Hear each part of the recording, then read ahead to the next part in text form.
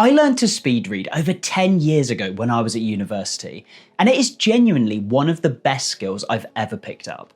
In this video, I'll go through why speed reading matters, the 5 essentials that everyone should know to learn how to speed read, and then 3 Kindle-specific speed reading tips that will go further than any generic advice you'll find elsewhere. Let me start with why you should learn this skill, because it's not all just about reading books as fast as you can.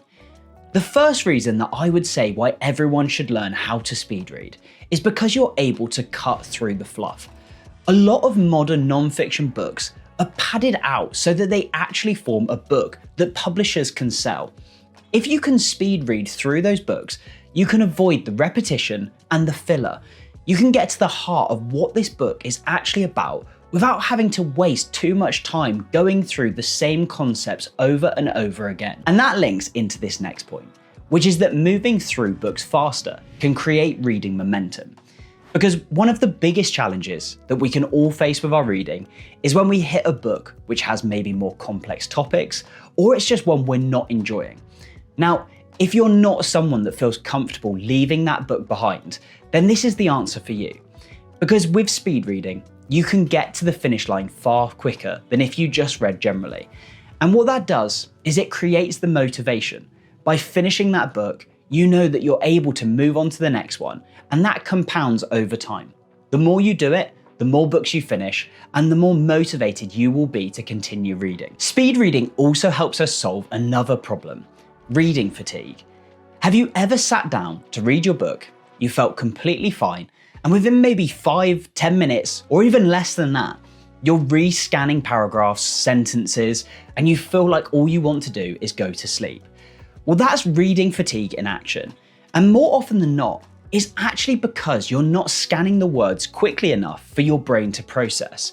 So instead, speed reading ensures that rather than going back over passages you've already read, your brain has to stay engaged. You're moving at a faster pace through the book, and with that, your brain stays focused. And this final reason why everyone should learn speed reading is the one which has made the biggest positive change to my life. I was one of those people that would typically spend days deciding what book I should read next. I had hundreds of books to choose from, and yet as I got to the end of my book, I would debate over and over again what I should read next. The reason for that is that at the time, I was lucky to read 1 book a month, so this felt like a massive decision. If I had just 12 books that I was going to read in that year, this had to be right. Once you know you can move through books more quickly, the hesitation completely disappears. And if you do find a book which really resonates with you, you're still free to slow down, take your time with it, or revisit it in the future.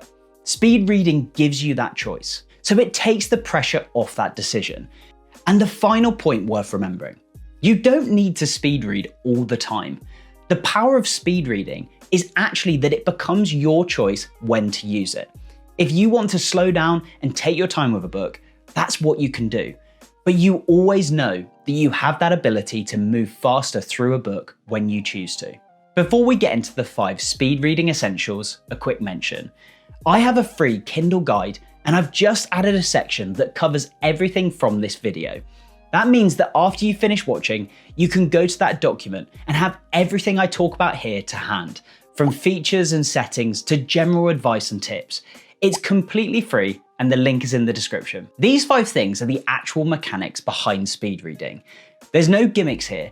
These are the tips that I've used for the last 10 years. The first is to create your reading self-assessment. Because before we start actually learning how to speed read, we want to know what our baseline reading speed is right now. The best way to capture that is to set a timer for 5 minutes. And from that, you want to read your book as naturally as possible. You don't want to start trying to read faster just because the timer is going. Otherwise, it falsifies the number you get back. If you're okay with a broader number here, it is okay to just count how many pages you've read over the 5 minutes. But for a more accurate figure, what we're looking for is the words we've read per minute. Now, an easy way to calculate this is by getting an average size of line and counting how many words are on that line. Then count how many lines there are per page.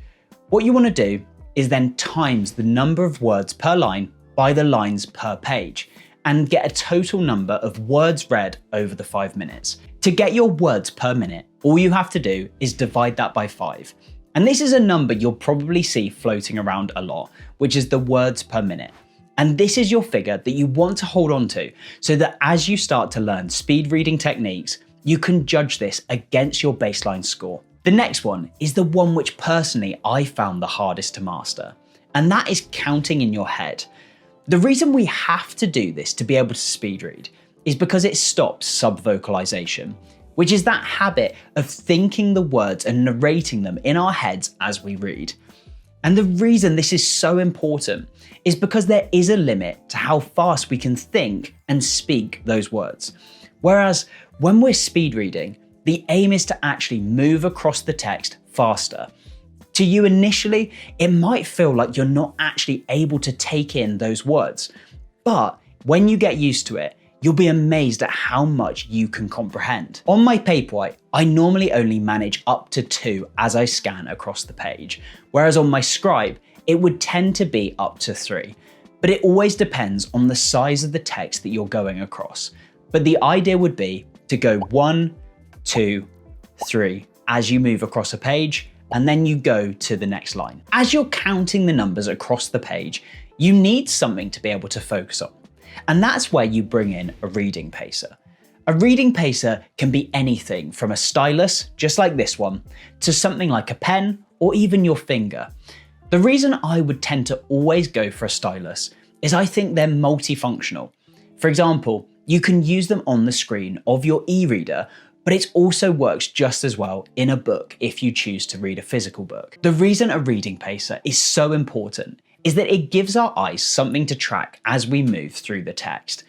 Being completely honest, over the last 10 years, there have been those moments when I've been too lazy to even use my finger as a reading pacer, but it always backfires.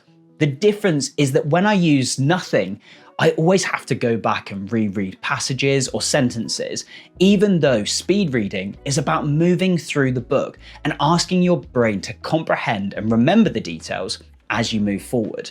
That's what the reading pacer gives you, is it allows your eyes to track as you move and your brain is asked to stay up with the pacer. The next essential tip might sound like the most simple, but it can be the most damaging for any attempts to speed read if you don't manage it correctly.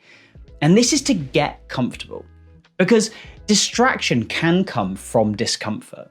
So it's so important that we aim to sit upright and that our screen is at eye level to us. The reason this is useful is it ensures that we keep a good posture while we're reading. That's one of the reasons why I love my Kindle Paperwhite compared to even my Scribe or for a physical book, because holding it at eye level is far easier than having to hold something slightly heavier or slightly larger. It's always worth remembering this before you start any reading session, but especially a speed reading session.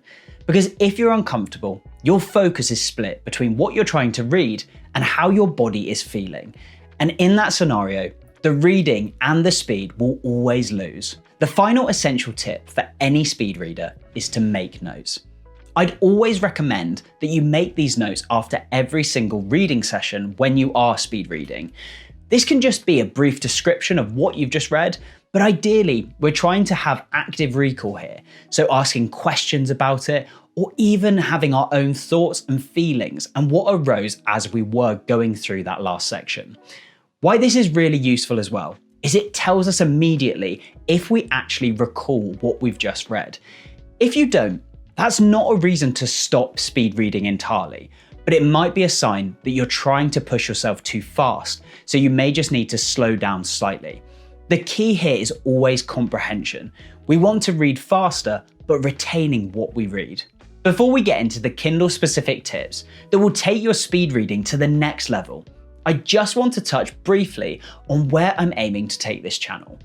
The idea is to go deeper than anywhere else on intentional tech. So that's the devices and software that helps us stay productive, but without all of the distractions.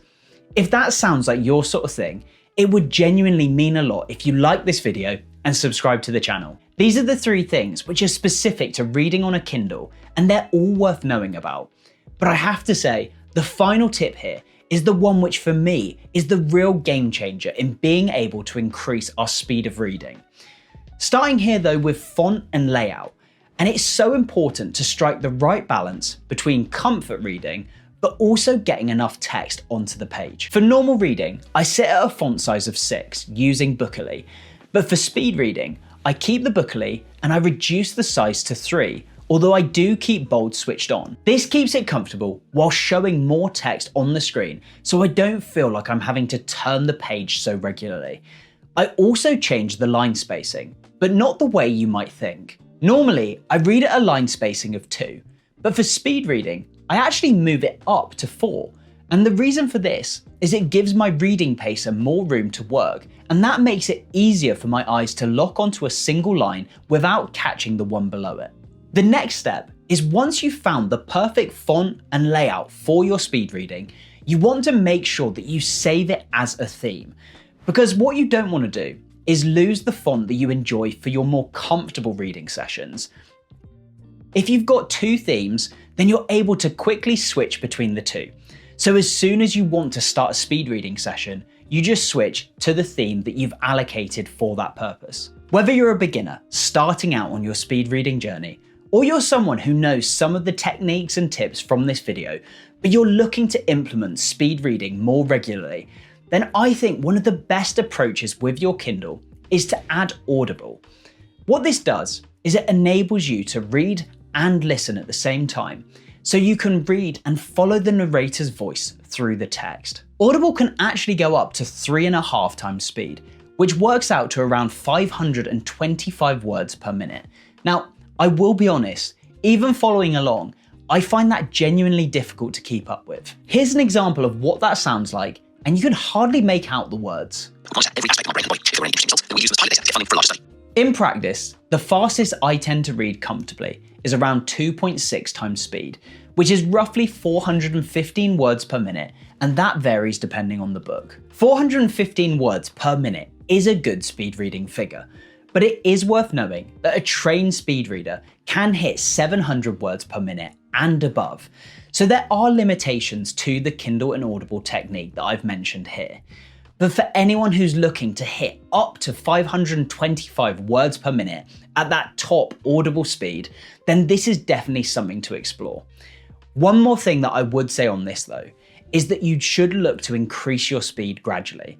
I've got to 2.6 over time, starting up to 1.2, then 1.5, and so on.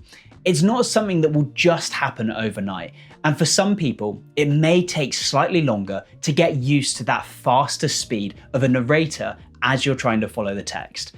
And as always, try to make notes after every reading session, because that's the sign of whether it's comprehension or skimming. That's the full system, and once you've mastered this skill, it's something you can turn back to for the rest of your life.